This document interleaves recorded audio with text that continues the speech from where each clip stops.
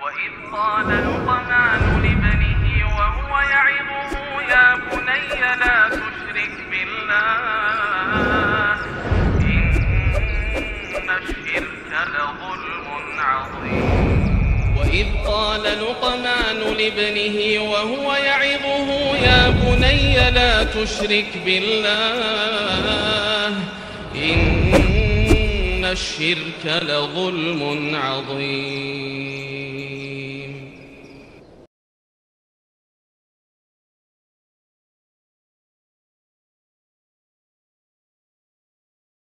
Al-hikmatu fit taujih, yaitu berbijak dalam memberikan arahan.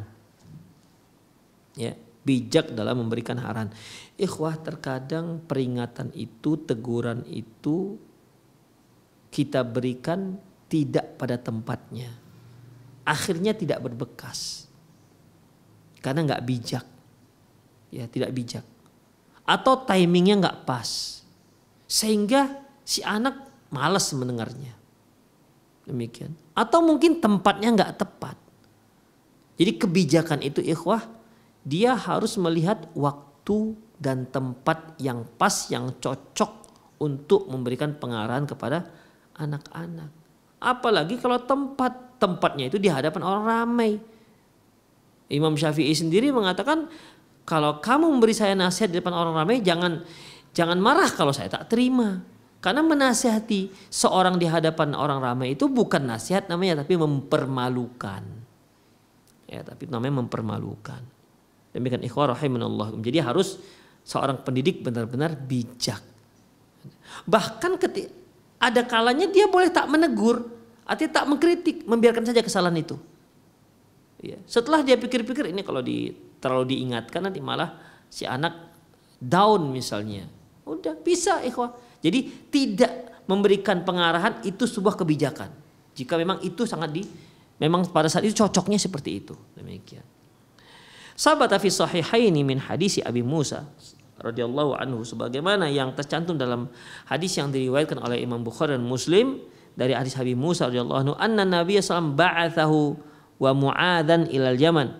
Bahwasanya Nabi SAW mengutus dia, maksudnya mengutus Abu Musa dan Mu'adz ke negeri Yaman. Faqala, beliau katakan, yassiro wa la tu'assiro. Kalian permudah, jangan kalian persulit. Itu dia. Kalian permudahlah urusan masyarakat, jangan kalian persulit. Wa basyira wa la tunaffira. Kalian beri kabar gembira bagi masyarakat, jangan membuat mereka malah membuat mereka lari. Kemudian wa tatawa'a wa la takhtalifa. Bersatulah kalian, jangan sampai kalian berselisih. Fama ajmala ayyakuna hadza manhajul abawaini fit tawjihal auladihima. Sungguh indah sekali kalau kedua orang tua memiliki manhaj yang seperti ini dalam mengarahkan anak-anaknya. Insyaallah ya. Jadi demikian ikhwah rahimani Allah wa iyyakum. Artinya harus bijak, permudah. Kasih kemudahan demi kemudahan.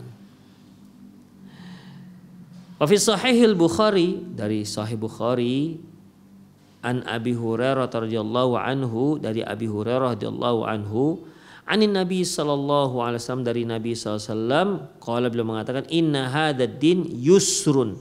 Kata beliau, agama ini itu mudah. Wala yushadda hadzal din ahadun illa ghalabah. Tidak ada orang yang mempersulit agama ini kecuali dia akan kalah.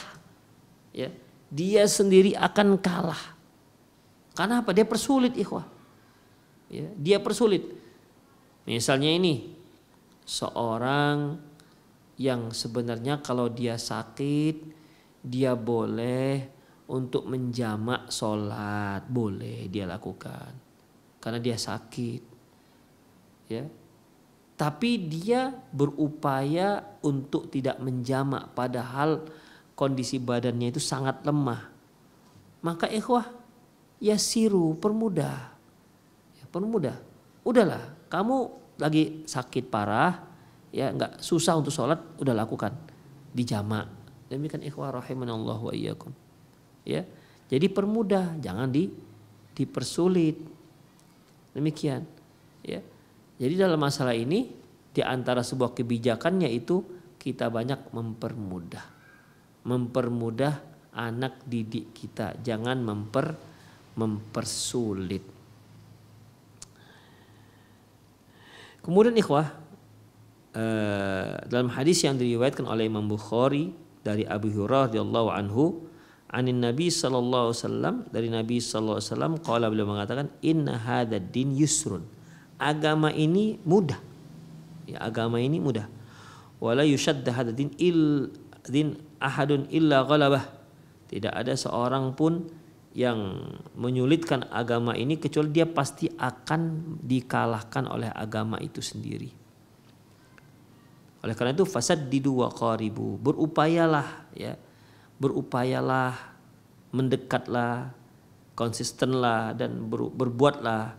Wa abshiru wasta'inu bil ghuduwati wa ruhati wa sya'nul duljah, dan mohon pertolongan pada Allah Subhanahu wa taala, baik itu di pagi hari, baik di pagi hari maupun sore hari, dan di malam hari. Demikian ikhwah. Ya, memang ini merupakan konsep dalam Islam. Ya. Konsep dalam Islam, konsep agama Islam ikhwah, yaitu ad-dinu yusrun, agama itu yusrun, mudah. Wa ma ja'ala 'alaikum fid dini min haraj, kata Allah dalam surah Al-Hajj. Allah tak jadikan agama ini untuk menyusahkan kalian. Yuridullahu bikumul yusra wa la yuridu bikumul usr. Allah menginginkan kemudahan bagi kalian dan tidak menginginkan kesulitan. Demikian ikhwah. Ya.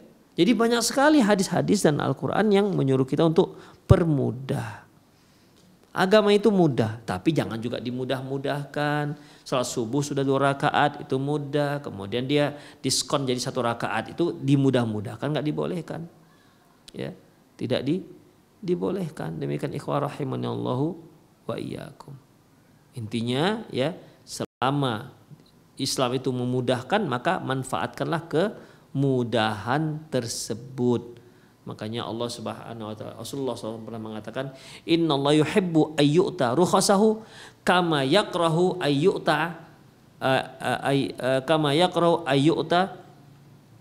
ma'siyatahu. Allah itu suka kalau kita itu mengambil dispensasi yang diberikan kepada kita. Sebagaimana Allah itu membenci kalau ada orang yang berbuat maksiat. Itulah ikhwah. Jadi kalau apa saja misalnya ini sholat di masjid hukumnya wajib misalnya. Kemudian kalau hujan lebat maka boleh di rumah. Maka ambil keutamaan ini. Ambillah keutamaan ini ikhwah. Rasulullah SAW mengatakan bahwasanya la sholata bidafil akhbathain. Tidak ada sholat bagi orang yang sedang menahan buang air besar dan air kecil. Berarti walaupun adzan sudah berkumandang ataupun qomat sudah dikumandangkan, sementara ada sesuatu dalam perut kita yang harus kita keluarkan, maka keluarkan. Walaupun sampai habis, walaupun ketika leganya perut kita, waktu itu sudah rakaat terakhir. Dari mulai takbirul ihram kita mulai masuk WC.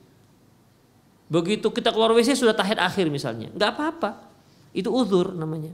Jangan kita pertahankan lagi sholat, bergoyang mempertahankan, kadang-kadang sampai keluar keringat kuning, menahankan buang air, ya menahankan agar nantilah ketika sudah salam baru langsung lompat gitu. Oh enggak, itu kemudahan ikhwah.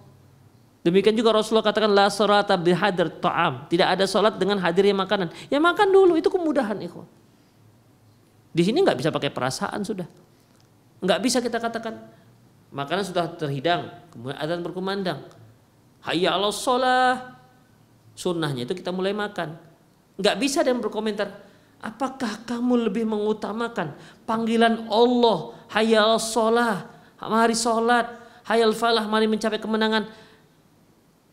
Dalam masalah ini kamu lebih mendahulukan panggilan perutmu dibandingkan panggilan Allah. Maka kita katakan apa ya? Panggilan perut dulu. Kenapa? Loh, kenapa kok perut dulu? Karena Rasulullah yang nyuruh. Demikian Allah Subhanahu wa taala memberikan dispensasi. Kok kita menyusah-nyusahkan diri kita? Demikianlah ikhwah, ya. Jadi ketika ada dispensasi silakan ambil dispensasi tersebut. Demikian ikhwah, azillahu wa iyyakum. Dalam riwayat Nasa'i, ya, dalam riwayat Nasa'i Rasulullah bersabda, wa abshiru wa yassiru wasta'inu. Berilah kabar gembira, kemudian mudahkanlah, dan wasta'inu, dan mohonlah pertolongan kepada Allah Subhanahu wa taala. Wa fihi aidan anhu, demikian juga ada dari Abu Hurairah radhiyallahu anhu, dia Rasulullah bersabda, saddidu wa qaribu, konsistenlah dan berupayalah untuk melakukannya, sedikit demi sedikit, mendekat demi mendekat. Waghdu wa ruhu, lakukanlah amalan di pagi dan sore hari. Wa syai'un minal duljah, dan di malam, di satu malam di malam hari. Wal qasdu tablughu, hendaklah tetap berada dalam posisi tengah, tidak terlalu mengabaikan dan juga tidak menyulit-nyulitkan, ya. Tablughu, niscaya kamu akan sampai pada harapanmu, sampai pada yang kamu inginkan. Demikian ikhwah rahimani Allahu wa iyyakum, ya. Kemudian wa min hadzal muntalik, dari titik ini, kana tarbiyatul aulad wa tawjihuhum bimanhajit tawassut wal muqarabatu was sidadu aula wa ahra wa aktar jadwa minat tashaddudi wa ta'thir. Dari titik ini jelaslah bahwasanya tarbiyatul aulad, pendidikan anak-anak dan mengarahkan mereka dengan cara tengah, dengan cara pertengahan, ya, dan pendekatan dan konsisten, itu lebih membekas pada diri si anak ketimbang dengan cara kasar, ketimbang dengan cara keras. Demikian ikhwah, ya. Wa ta'sir, dan ketimbang dengan cara menyulitkan. Fa innallaha rafiqun yuhibbur rifqa wa yu'ti ala rifqa ma la yu'ti ala unf. Karena sesungguhnya Allah Subhanahu wa taala itu lembut dan menyukai kelembutan, dan tidak diberikan wa yu'ta ala rifqi, dan tentunya orang yang memiliki kelembutan itu diberikan kepadanya sesuatu yang tidak diberikan kepada orang yang sikapnya keras dan kasar. Demikian ikhwah. Kama qala Nabi sallallahu alaihi wasallam, fa in ra'a walidani al-waqtil munasab lil mau'id ishtaghala bihi dunal ifrad au ikthar minhu. Fa in, demikian juga kalau kalau kedua orang tua melihat ada seorang tua itu, orang tua itu harus melihat mana waktu yang tepat, ya, mana waktu yang tepat untuk memberikan peringatan, untuk memberikan arahan kepada anak-anaknya. Duna ifrat, jangan sampai enggak memperhatikan hal itu. Jadi dia harus cari timing yang tepat, ya, timing yang pas, ya, dan juga jangan kebanyakan asik merepet aja si emak, akhirnya si anak ya biasa saja. Fa inna qatatal mawa'id mumillatun, karena kebanyakan nasihat bosan orang, kebanyakan nasihat. Wa rubbama dha'fu ta'thiruha, dan bahkan tidak ada bekas sama sekali terhadap si anak. Wasubbibat radduha fi'la inda aulad, bisa saja itu jadi tertolak di sisi Allah, itu bisa tertolak di sisi anak-anak. Ya, anak sama saja nggak menginginkannya, walaupun dia diam, dinasihatilah oleh orang tuanya. Oh, kebanyakan si anak tuh malah bosan. Si anak bosan dan dia tidak terima pengarahan dari orang tuanya. Waqad kana Nabi sallallahu alaihi wasallam yatakhawwalu ashabahu fil mau'izah fil ayyamin. Sungguhnya Rasulullah SAW telah menetapkan waktu-waktu tertentu untuk memberikan nasihat kepada sahabat-sahabatnya, kirahatan sama ta'alaihim, karena khawatir nanti mereka bosan. Kama fi Bukhari, sebagaimana yang tercantum dalam kitab Bukhari, babun maka Nabi SAW yatakhawwaluhum bil mau'izah wal ilm kay la yanfiru. Bab Nabi SAW memilih jadwal-jadwal tertentu untuk memberikan perhatian, untuk memberikan nasihat dan ilmu agar para sahabat tidak bosan. Demikian ikhwah rahimanallahu wa iyyakum. Jadi seorang pendidik itu harus benar-benar bijak baik dalam materinya yang disampaikan, itu dipermudahlah anak-anak, ya, Bahkan kalau kalau mereka salah ya ada kalanya untuk sementara tidak dikritik misalnya. Bijak dalam memilih kata-kata, bijak dalam menentukan kapan waktu yang tepat untuk memberikan nasihat kepada anak, bijak juga untuk secara kuantitasnya, kalinya berapa. Jangan terlalu jarang, jangan terlalu sering. Terlalu jarang hilang di memori anak, terlalu sering membosankan anak. Demikian. Juga tidak boleh terlalu lembut luar biasa sampai si anak ngelunjak. Juga tak boleh keras sehingga si anak takut. Setiap melihat ayahnya pulang, mereka ketakutan bagai melihat hantu misalnya. Maka tentu ini keliru dalam sikap seperti ini dari kedua orang tuanya. Demikian.